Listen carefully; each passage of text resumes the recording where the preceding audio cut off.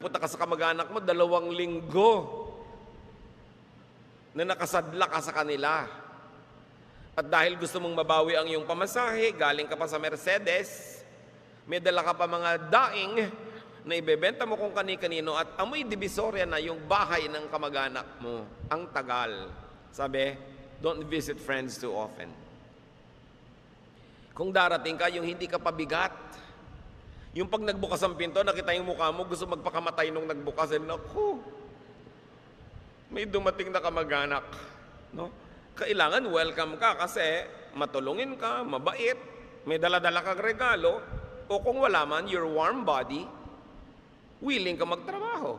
Hindi yung bisita ka tapos akala mo ka kung sinong among dakila. Hindi ka nagluluto o naghahain. Pwede mo lang gawin yun kung ikaw nagbigay ng pamalengke. Pero kung hindi, kailangan kaliskisan mo yung isda, no? Hugasan mo yung mga plato. Kailangan marunong ka makisama. Do not disturb